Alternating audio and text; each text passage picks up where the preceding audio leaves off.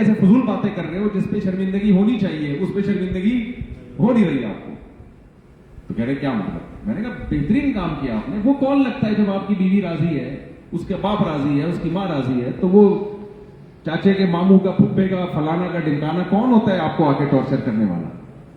تو جب بھی میں یہ کہتا ہوں نا ایک ہی کام خاندانی کیا ہے تو مجھے یہ والا واقعہ یاد آتا ہے. تو میں آپ لوگوں سے ایز اے پاکستانی کہتا ہوں, آپ لوگوں نے یہ کام جو کیا ہے نا بہت خاندانی کیا ہے. یہاں آ کے آپ پیسہ کما رہے ہیں, خود بھی کھا رہے ہیں اور اپنے بچوں کو بھی, فیملی کو بھی سپورٹ کر رہے ہیں.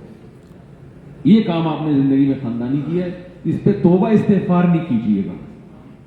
بعض دفعہ آدمی ایک نیکی کرتا ہے, توبہ کر کے وہ نیکی ضائع کر دیتا ہے. اللہ کہتا ہے ایک ہی تو نے ڈنگ کا کام کیا تھا, اس پہ بھی تجھے ندامت ہو رہی ہے. لیکن دیکھو ایک بات اچھی طرح سمجھو, اسلام ترقی سے نہیں روکتا, اسلام پیسہ کمانے سے نہیں روکتا, بلکہ حقیقت یہ ہے کہ جب اسلام دنیا میں آیا تو اس وقت دنیا ترقی کے لفظ سے بھی واقف نہیں تھی. یہ جو میں باتیں کر رہا ہوں یہ گورے اعتراف کرتے ہیں. گوروں نے اپنی کتابوں میں یہ باتیں لکھی ہیں کہ جب تک دنیا میں مسلمان نہیں تھے, اسلام نہیں آیا, لوگ عقل استعمال کرتے ہی نہیں تھے. سائنسی ترقی کیا ہوتی؟ کیونکہ ان کے جو مذہبی اسکالرز تھے نا, انہوں نے لوگوں کو الو بنایا ہوا تھا. اگر وہ لوگوں کو عقل استعمال کرنے دیتے تو لوگ ترقی کر دیتے اور مذہب کو چھوڑ دیتے, کیونکہ ان کے مذہب تھے باطل.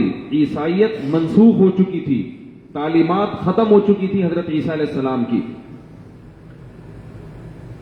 اب آپ بتائیں جو عقل استعمال کرتا ہے وہ بت پرستی کی طرف آئے گا کبھی؟ وہ کہے گا میں نے اپنے ہاتھوں سے بنایا, میں کیوں جھکوں اس کے سامنے؟ تعلیم روکتی ہے نا انسان کو ان چیزوں سے. اس لیے جو مذہبی اجارہ داری تھی نا, مذہبی رہنماؤں کی اجارہ داری, اس نے لوگوں کی عقل کو کیپچر کیا ہوا تھا. میری آواز صاف پہنچ رہی ہے آپ سب تک؟ عقل کو کنٹرول کیا ہوا تھا. وہ ان کو ایجوکیشن اور تعلیم کی طرف نہیں آنے دیتے تھے. یہ سلسلہ صدیوں چلا ہے. اسلام جب دنیا میں آیا تو اس نے نعرہ ہی کیا لگایا؟ افلا تعقلون, تم عقل سے کام کیوں نہیں لیتے؟ لآیات لأولی الالباب, اس کائنات میں نشانیاں ہیں عقل مندوں کے لیے, بے وقوفوں کے لیے اس کائنات میں کچھ بھی نہیں ہے. وَسَخَّرَ لَكُم مَا فِي السَّمَاوَاتِ وَمَا فِي الْأَرْضِ, سب کچھ اللہ نے تمہارے لیے بنایا ہے, تو اس کو استعمال کرو بھائی. یہ خدا نہیں ہے, یہ معبود نہیں ہے, بلکہ یہ تمہاری, یہ کائنات تمہاری غلام ہے. تو اسلام نے آ کے لوگوں کو سوچنے کا پر ابھارا کہ غور کرو, سوچو. یہ گوروں کی بات کر رہا ہوں میں, میرے پاس اس کے حوالے موجود ہیں. گورے جو متعصب گورے نہیں ہیں, انگریز مورخین, انہوں نے لکھا کہ اس مزاج کی وجہ سے اسلام جب دنیا میں غالب ہوا ہے تو لوگوں نے علوم حاصل کرنا شروع کیے, اور اس مذہبی اجارہ داری, جو مذہبی لوگوں کی اجارہ داری تھی, اس سے وہ آہستہ آہستہ باہر نکلنا شروع ہوئے. اور 400-500 سال اس زمین پر ایسے گزرے ہیں کہ 400-500 سال تک مسلم سائنسدان کے علاوہ کوئی نام ہی نہیں ملتا ہمیں.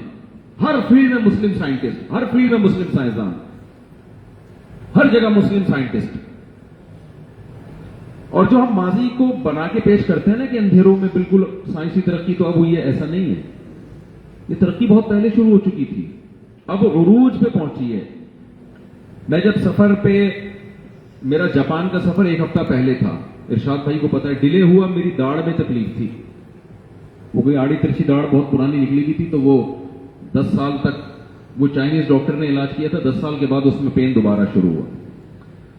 تو روٹ کینال ہوتی ہے نا, میں نے ڈاکٹر کے پاس گیا, بڑے ایکسپرٹ ڈاکٹر ہیں, انہوں نے کہا روٹ کینال ہوگی. وہ روٹ کینال میں آپ کو پتا ہے 1 ہفتے کی ٹینشن ہے.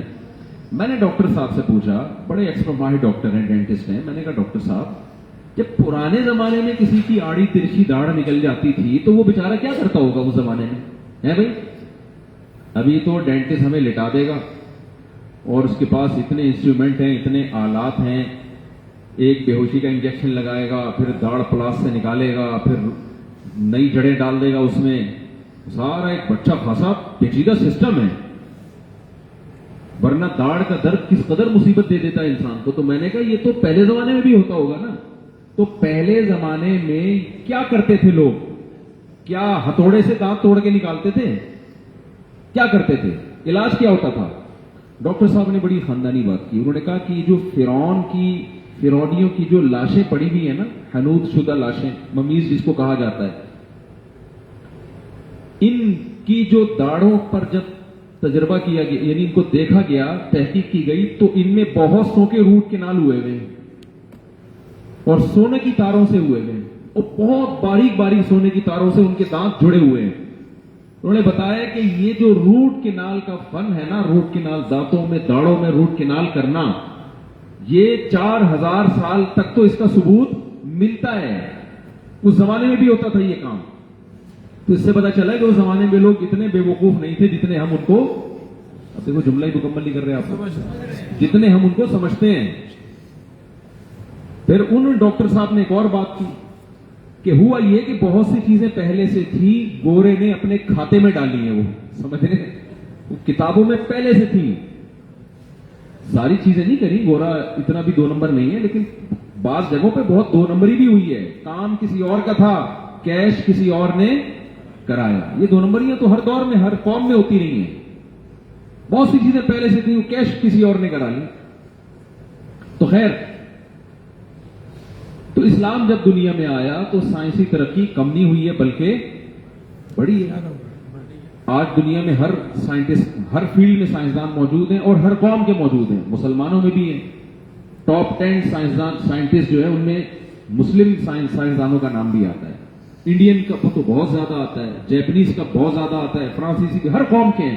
لیکن آپ کو پتا ہے 500 سال ایسے گزرے ہیں کہ ہر فیلڈ میں اگر کسی سائنٹسٹ کا نام آئے گا تو وہ کون ہوگا؟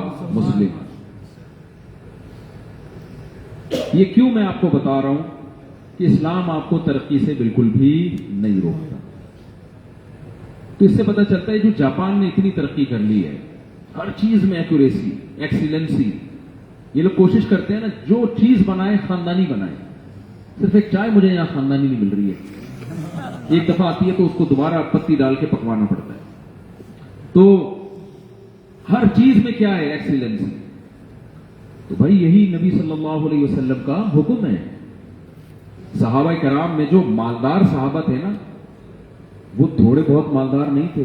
اربوں روپے کی مالیت آج کے حساب سے ان کے پاس تھی، اربوں روپے کی. حضرت عثمان رضی اللہ تعالی عنہ کا جب اونٹوں کا تجارتی قافلہ آتا تھا نا، مدینہ کی زمین ہلتی تھی. اتنے اونٹ تھے جو ان کے شام سے تجارتی مال لے کے آتے تھے. جیسے آج کسی کا پورا جہاز آ رہا ہو، بحری جہاز مال لے کے، کتنا خوش ہوگا وہ تاجر. حضرت عثمان کی ایسی تجارت تھی. تو کیا نبی صلی اللہ علیہ وسلم نے ان کو حکم دیا کہ کیا ضرورت ہے عثمان، دنیا مسافر خانہ ہے، یہ 100 اونٹ آ رہے ہیں، 400 اونٹ پہ مال لدا ہوا آ رہا ہے، گزارا تو 2 ٹائم کی روٹی سے